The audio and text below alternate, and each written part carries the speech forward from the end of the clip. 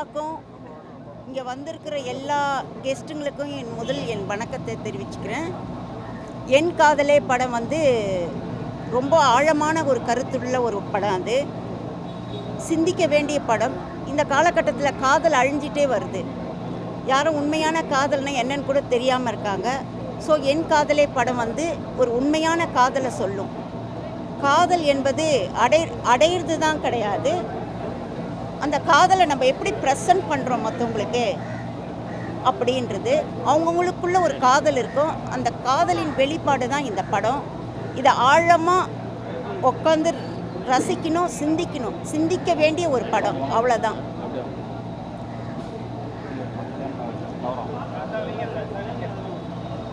எல்லாருக்கும் வணக்கம். நான் இந்த படத்தில் எல்லாருக்கும் வணக்கம். நான் இந்த படத்தில் வில்லன் கேரக்ட் பண்ணியிருக்கேன்.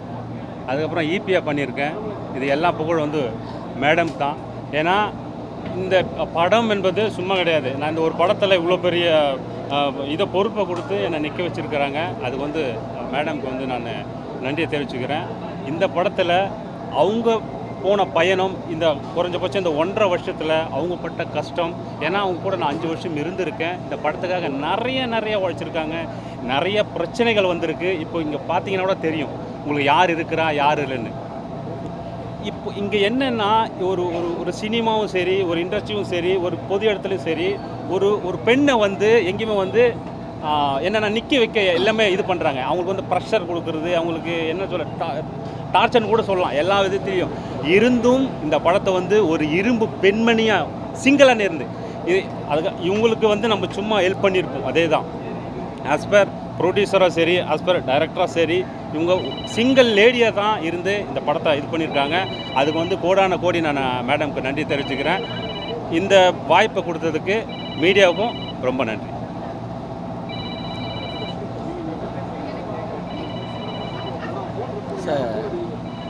அனைவருக்கும் வணக்கம். இந்த படம் என் காதலே. இந்த படம் மிக சிறப்பான முறையில் தயாரித்து இயக்கியிருக்காங்க ஜெயலட்சுமி மேடம். ஸோ அவங்களுக்கு மனமார்ந்த வாழ்த்துக்கள் மேடம். So excellent. இதை எக்ஸிக்யூட் பண்ண ராஜன் சார் அவ்வளோ அற்புதமாக இந்த டீமை வழி நடத்தி எடுத்துகிட்டு போயிருக்காரு. ஸோ இதில் முத்து சார், நம்ம சவுந்தர் சார், கிருஷ்ணா எல்லாம் சப்போர்ட் பண்ணாங்க. ஸோ இந்த படம் மிக சிறந்த ஒரு காதல் படமாக, திரைக்காவியமாக வந்திருக்குங்க. ஸோ அவ்வளோ ஒரு லவ், ஒரு மாமா பொண்ணுக்கும் அவள் சீரியஸாக லவ் பண்ணுறா. ஆனால் அதை தாண்டி ஒரு வெளிநாட்டு கல்ச்சரை கற்றுக்க வந்த ஒரு ஃபாரின் கேர்ள் எப்படி இவர்கிட்ட ஹீரோக்கிட்ட அஃபெக்ஷன் ஆகி ஸோ நம்ம கல்ச்சரை புரிஞ்சு இந்த லவ்வை அழகாக சூப்பராக எக்ஸலண்ட்டாக பிரதிபலிச்சிருக்காங்க. ஸோ இந்த படம் உண்மையிலே அனைத்து பொதுமக்களாலும் அனைவராலும் குடும்பமாக திரையரங்கில் பார்த்து ஆதரவு கொடுங்க.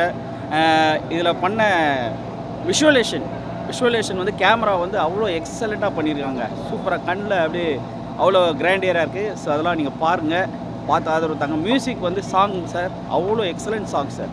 ஒரு சாங்ஸுமே அவ்வளோ கேட்க இனிமையாகவும் அற்புதமாக காட்சி அமைப்பு பண்ணியிருக்காங்க. இந்த படம் மிக சிறந்த வெற்றி படமாக அமைய அனைத்து பொதுமக்களும், மீடியா நண்பர்கள் சார் இந்த மாதிரி படங்கள்லாம் கொஞ்சம் தயவுசெய்து கொஞ்சம் ப்ரொமோட் பண்ணி கொடுங்க சார். உங்களுக்கெல்லாம் ரொம்ப ஒரு புண்ணியமாக இருக்கும். ஸோ நன்றி, வாழ்த்துக்கள் சார், ரொம்ப நன்றி, தேங்க்யூ. இதில் நான் பெஸ்ட்டு ஒரு காமெடி கேரக்டர் கொடுத்தாங்க. ஸோ காமெடியனாக பண்ணியிருக்கேன். ஸோ வெள்ளையன் கூட மேடம் ரொம்ப நன்றி மேடம் உங்களுக்கு சார். நன்றி சார், ரொம்ப நன்றி sir. Thank you all, thank you sir. ஒரு சின்ன விஷயம் இன்னும் நான் ஒரு விஷயத்த சொல்லாமல் இருந்துட்டேன்.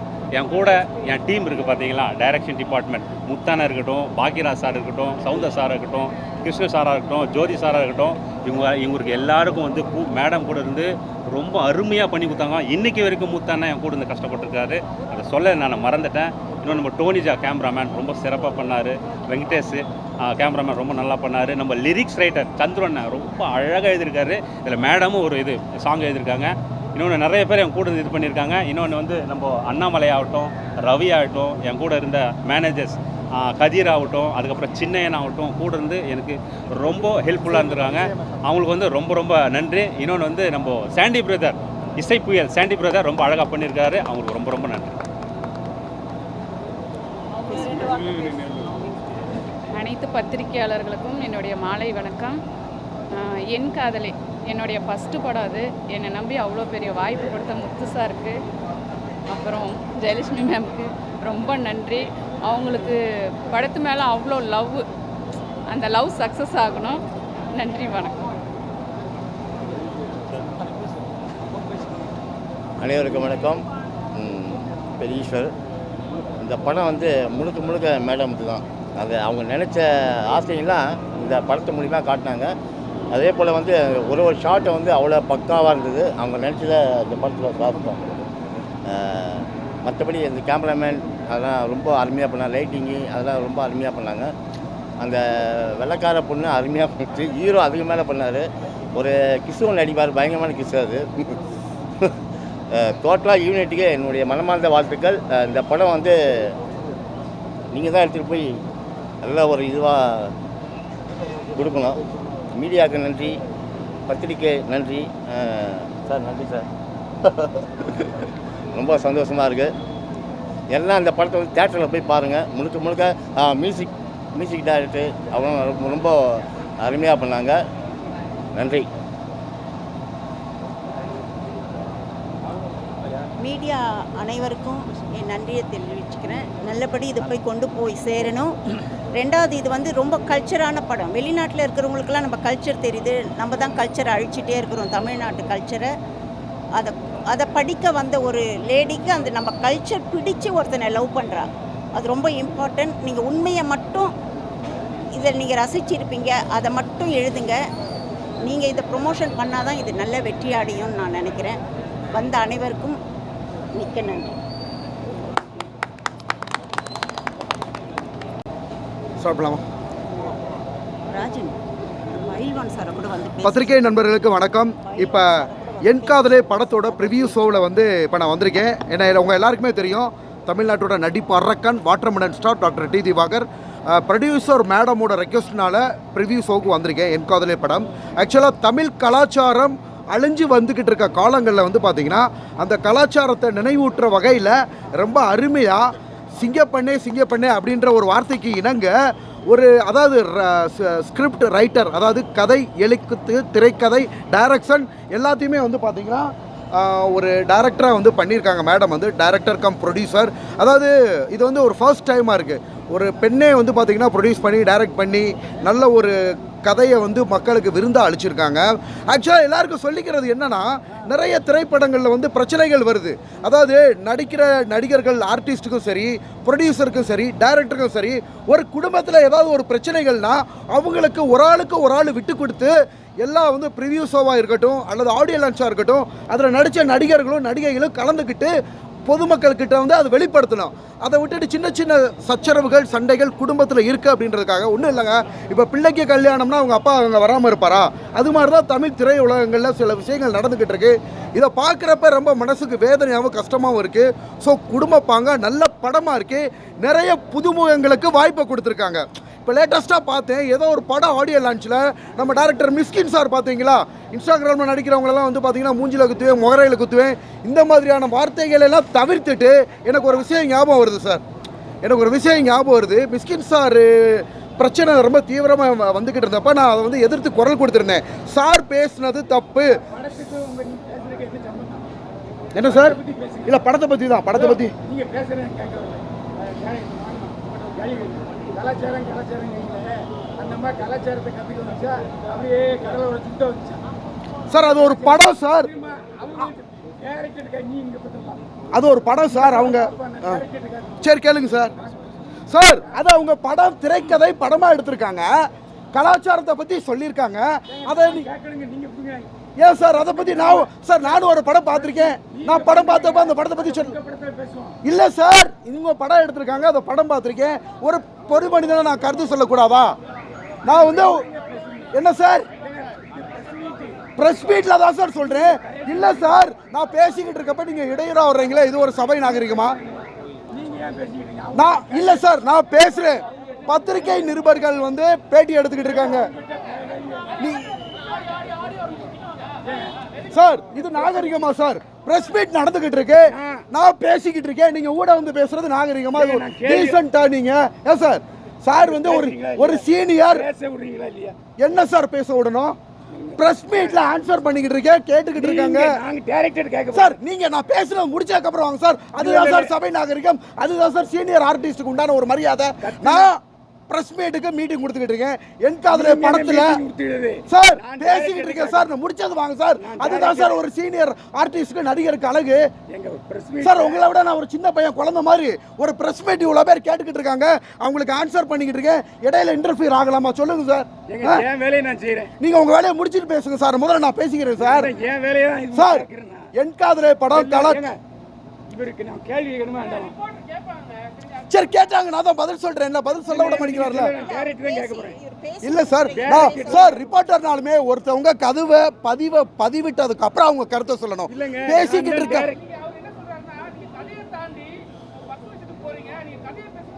இல்ல கதையை பத்தி பேசுறது என்னன்னா புதுமுகங்களுக்கு வாய்ப்பு கொடுத்துருக்காங்க. ஓகேங்களா, அதுக்கு வந்து நன்றி சொல்றேன். இந்த மாதிரி சாரை நம்ம தப்பா பேசல. புதுமுகங்களுக்கு வாய்ப்பு கொடுங்க. யாரையும் இந்த மாதிரி பேசாதீங்கன்ற ஒரு சின்ன கருத்து, அவ்வளவுதான். ஓகேங்களா சார், தவறா பேசல. நம்ம சாரு என்ன பண்ணாங்கன்னா புதுமுகங்களுக்கு வாய்ப்பு கொடுங்க. இந்த மாதிரி இன்ஸ்டாகிராம்ல நடிக்கிறவங்களை பத்தி யாரும் ஆபாசமா பேச வேணாம் அப்படின்னு பொதுவான கருத்தை பேசலையே. சார் இவங்க ஆபாசமா பேசுறாங்கன்னு சொல்லவே இல்லை. நான் பொது கருத்தை பதிவு பண்ணிக்கிட்டு இருக்கேன். தயவு செஞ்சு 2 நிமிஷம் தரேன், பேசி முடிங்க. நான் கேள்வி நான் வெளியே போயிடுவேன்.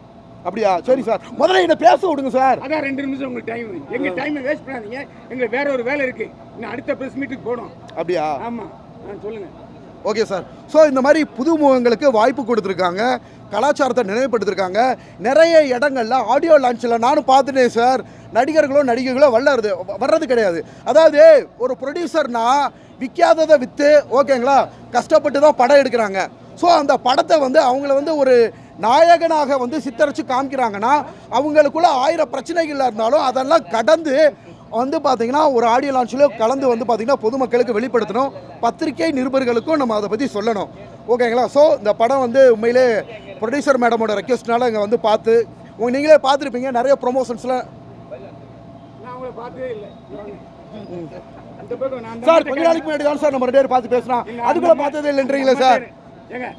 கேளுங்க சார். பண்ண போறேன் படத்துக்கு. அதுக்காக இருங்க சார், அதுக்கு முன்னாடி என்னோட சிக்னேச்சர்ஸ் இப்போ போட்டுக்கிறேன் எல்லாருக்கும். ஐயோ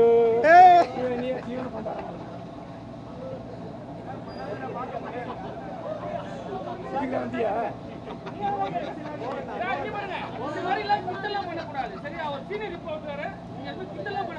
சார் யதார்த்தமா பேசுறாரு.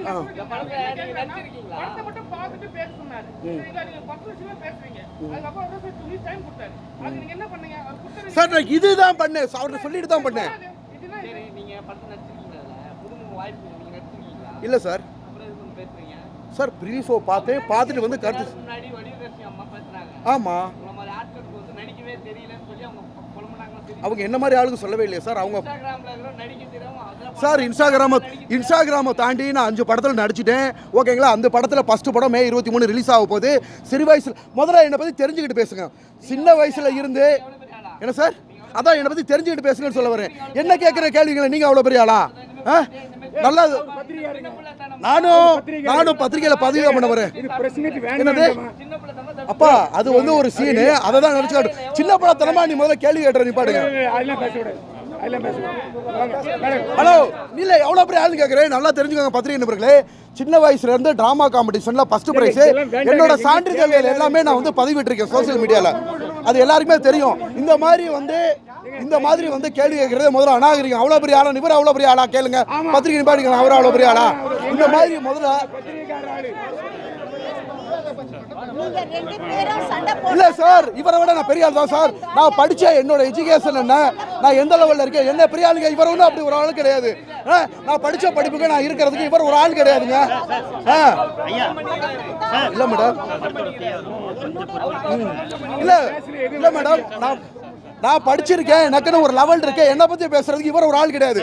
புறாம இருந்தா பேசலாம். இவர் வந்து அவ்வளவு பெரிய ஆள் கிடையாது. அவர் தான் சார் அந்த வார்த்தையா சார், அவர் அந்த வார்த்தையை பேசுறாரு, பெரிய ஆளுங்கிறாரு. நீங்க எல்லாரும் வேடிக்கை பார்த்துட்டு இருக்கீங்க. அது சொல்ல விடலாமா? அது சொல்லலாமா? அது சொல்லலாமா? நானா முதல்ல ஆரம்பிச்சேன். பெரிய ஆளுன்னு அவர் தானே பேசுறாரு.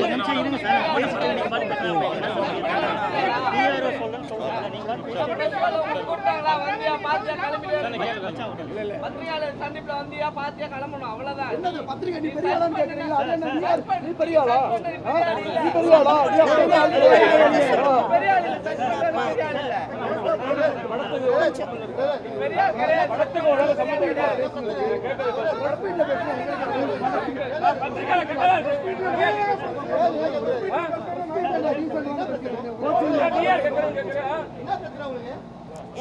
ஏங்க ஒருத்தரை போட்டு இத்தனை பேர் கலாய்க்க கூடாது. விட்டுடுங்க. ஒரு பத்திரிகையாளர் காட்சிக்கு அப்புறம் ஒரு பிரிவை நடத்துறது இவ்வளவு மோசமான அனுபவம் நான் தான் செஞ்சேன். யார் இந்த ஆளு? ஏன் இவ்வளோ தான் பேச விடுறீங்க? நான் அப்பயே சொல்கிறேன், வெளியே போய் சொல்லுங்கன்னு ஏன் போக சொல்லுங்க?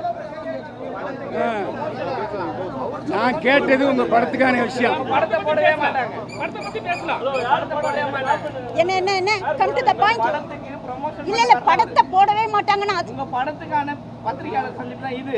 அவருக்கான ப்ரமோஷன் பண்ணிட்டு இருக்காரு. அத போட மாட்டேன்னு சொல்லுங்க. அத போட மாட்டேன்னு சொல்லுங்க.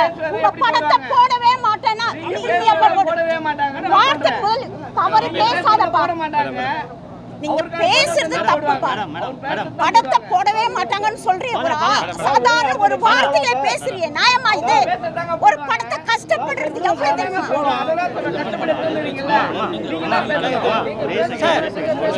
அந்த வார்த்தை வேண்டாமா அவரே? படத்துல எவ்வளவு கஷ்டப்பட்டு நாங்க தயாரிச்சு இந்த இடத்துல வந்து நிக்கிறது.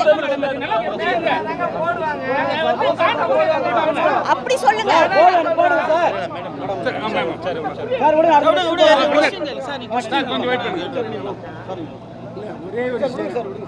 ஒரே ஒரு கேள்வி என்னன்னா, இவங்க ஒரு கேள்வி கேட்கிறாங்க. பைல்வான் சார் என்ன கேள்வி சொல்லுங்க சார். போன படத்துலையும் உங்களை பார்த்தேன், மறுபடியும் பார்க்கவும் நீங்கள் சந்தோஷமா சொன்னீங்க. ஒரே ஒரு விஷயம், இந்த படம் கல்ச்சருங்கிறீங்களே, பண்பாடு விஷயத்தில் நீங்கள் ஃபினிஷிங்கே இல்லையா படத்தில்?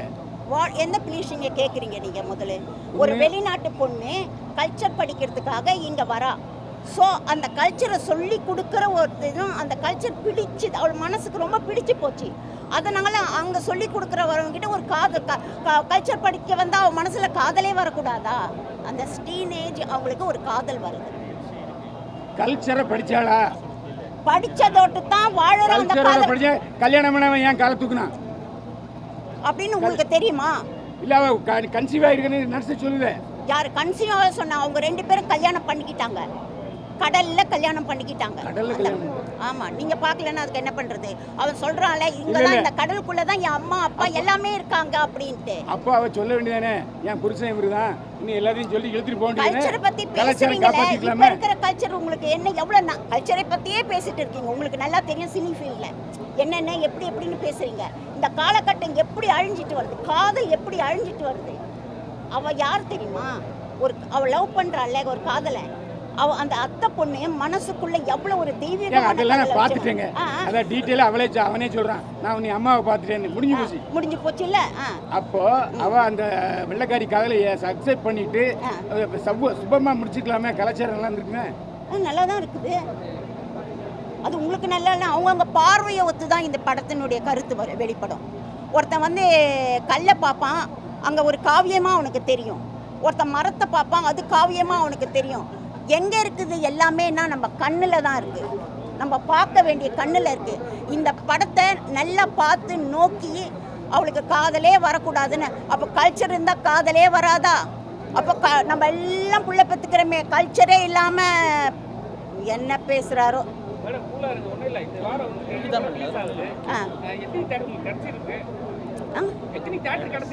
தெரியல, புதன்கிழமை தான் 60லேருந்து 80 தேட்டர் வரைக்கும் பேசியிருக்கோம். அது கன்ஃபார்ம் ஆகிடும். தமிழ்நாடு ஃபுல்லாக கிடச்சிருக்கு. கண்டிப்பாக இல்லை, அது கூட பவர் வந்து இருக்கும்னு நினைக்கிறேன். ஏன்னா மீடியா இருக்குது, அதை நம்புகிறேன். இன்னொன்று ஜனங்களை நம்புகிறேன். ஒரு நல்ல படம், ஒரு நல்ல தரமான படம், ஒரு கல்ச்சர், ஒரு வல்கரா கிடையாது. குழந்தைலேருந்து எல்லாரும் உட்கார பார்க்கலாம், அந்த மாதிரி படம் கொடுத்துருக்கோம். இன்னொன்று ஒரு விஷயம் சொல்ல வரேன். இந்த மீடியாவில் ஒரு பெண்ணாக இருந்து இப்போ நீங்கள் பார்த்துருப்பீங்க, ஒரு பெண் வந்து இங்கே நிற்கிறதே பெரிய விஷயம். அதுவும் அவங்களுக்கு ஏஜ் பார்த்தீங்கன்னா ஒரு 60 ஏஜ். அந்த ஏஜில் ஒரு காசை போட்டு ஒரு டைரக்ஷன் பண்ணி ஒரு படத்தை ரிலீஸ் பண்ணுறது பெரிய விஷயம். அது வந்து நிற்கிறாங்க, இன்னமும் நிற்பாங்க. இன்னும் நான் சொல்கிறேன், இது ஃபர்ஸ்ட் படம்னா இன்னும் 99 படம் பேலன்ஸ் இருக்குது. 100வது படத்துக்கு வந்து பேசுவாங்க, ஒரு பெண்ணாக இருந்து பேசுவாங்க. இன்னும் 99 பெண் இல்லை, இன்னும் 900 பெண் இங்கே வந்து டைரக்ஷன் பண்ணுவாங்க, படம் எடுப்பாங்க, எல்லாம் பண்ணுவாங்க. அப்படி இருக்கணும்னு நான் ரொம்ப ஆசைப்பட்றேன். ரொம்ப மேடம் லிங்கேஷ் ஹீரோ வைக்கிறீங்க, ஹீரோயின் தான் வழக்கமாக ப்ரொமோஷன் ஆகணும், அவரை காணும் என்னாச்சு? அது அவருக்கு தாங்க தெரியும். அவர் நடிச்சிட்டாரு இல்லைங்க, நடிச்சிட்டாரு. யாரு 1000 தடவை கூப்பிட்டேன். அவர் நடிச்சிட்டாரு, முடிச்சிட்டாரு, பைசாவை பாக்கெட்டில் போட்டாரு, முடிஞ்சிச்சு. தயாரிப்பாளர் கேரக்டர் தான் நடிச்சாரு, இப்போ ஹீரோவாக நடிச்சிருக்காரு. அது அவருக்கு நன்றி நினைக்கணும். அவரு நம்மள ஒரு ஹீரோவா போட்டு அவங்க அம்மா படம் எடுப்பாங்களா? இவ்வளோ பணத்தை போட்டு அவர் ஹீரோ ஆக்குவாங்களா? 2 ஜோடி ஒரு வெள்ளைக்கார ஜோடி வேற. இல்லை அவங்க குடும்பத்துல இருந்து பணத்தை போட்டு வந்து ஒரு படம் எடுப்பாங்களா? முடியாதுல்ல. ஆனால் அவரை தைரியமாக வச்சு ஒரு படத்தை பண்ணி பெண்களை வந்து இழிவுபடுத்தாதீங்க. முதல் அவங்கள ஒரு நிமிஷமாவது, இங்கே எத்தனை பேரும் ஆம்பளைங்க தான் இருக்கீங்க, ஏன் ஒரு பெண்ணாக வந்து ஏன் ஒரு ஆறுதல் கூட கிடையாது? அதே மாதிரி அந்த ஹீரோவுக்கு தெரியல, அவருக்கு நம்மளை ஒரு பெரிய ஹீரோவாக ஆக்கியிருக்கிறாங்க. இவர் இதை விட முன்னாலே இந்த மாதிரி படம் நடிச்சிருந்தா கேளுங்க. இப்போ இவ்வளோ சப்போர்ட்டாக இந்த 2 பேரும், இந்த வெள்ளையும் அவரும் இருக்காங்க, அடுத்த படத்தில் இவங்களை ஹீரோ ஆக்குவீங்களா? கண்டிப்பாக யார் நல்லவங்களோ அவங்க தாங்க ஹீரோ. படத்தில் வர்றவங்க ஹீரோ கிடையாது. இப்போ இல்லை, நான் அப்பத்துலேருந்தே சொல்கிறேன், படத்துக்கு வர்றதுக்கு முன்னாலே சொல்கிறேன், படத்தில் நடிச்சிட்டா ஹீரோ கிடையாது. புரியுதா? ஹீரோயிசம் யார் பண்ணுறாங்களோ அதுதான். ஆனால் நீங்கள் எல்லாருமே வந்து சப்போர்ட் பண்ணுங்கள், அவ்வளோதான். ஓகே. இல்லை, அதுக்காக நான் மன்னிப்பு கேட்டுக்கிறேன். இன்னொரு நிமிஷம், ஒரே ஒரு நிமிஷம். என்னுடைய இந்த படத்தில் ஒரு சின்ன ஒரு டைலாக் மட்டும் இருக்கும். அதாவது காப்பாற்றுற வந்து அவன் இது கிடையாது, ஆம்பளை கிடையாதுன்னு நான் ஒரு டைலாக் ஒன்று அடிப்பேன். அதில் அதாவது ஹீரோ கிடையாது, காப்பாற்றுற ஹீரோ கிடையாதுன்னு ஒரு டைலாக் ஒன்று இருக்கும். காப்பாற்றுற எல்லாமே ஹீரோ கிடையாது. அது வந்து தன்னை காப்பாற்றிட்டு கிடையாது, கூட இருக்கிற காப்பாற்ற கிடையாது, எல்லாரையும் காப்பாற்றணும். அவன் தான் ஹீரோ. இண்டஸ்ட்ரியிலும் சரி, வெளியிலும் சரி. வில்லன் மட்டும் வில்லனை காமிக்காதீங்க. வில்லனே கிடையாது. அது படத்துலையும் சரி, எல்லாத்துலையும் சரி. ஹீரோவே கிடையாது. ஹீரோன்றது தன்னை மட்டும் காப்பாற்றிட்டு கிடையாது. புரியுதுங்களா? அது எல்லாரையும் காப்பாற்றணும், எல்லாருக்கும் வரணும். அவன் மட்டும்தான் ஹீரோ. கொஞ்சம் வில்லனை கொஞ்சம் தூக்கி விடுங்க, அதான் சொல்ல முடியும். நன்றி, வணக்கம்.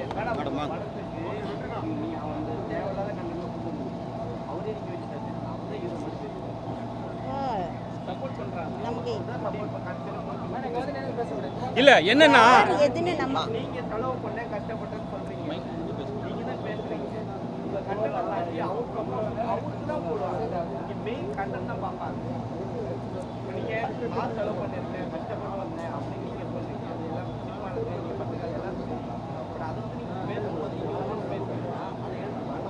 அதுதான் அவ்வளோ அவர் இல்லை அவர் பேசுனதுக்கு தான் இல்லை, அதுக்காக நான் சாரி கேட்டுக்கிறேன். இவங்க எல்லாருக்கிட்டையும் உங்க சாரி கேட்டுக்கிறேன். ஆனா அவர் வந்து பாத்தீங்கன்னா அவரோட ப்ரமோஷன் மட்டுமே பேசிக்கிறாரு.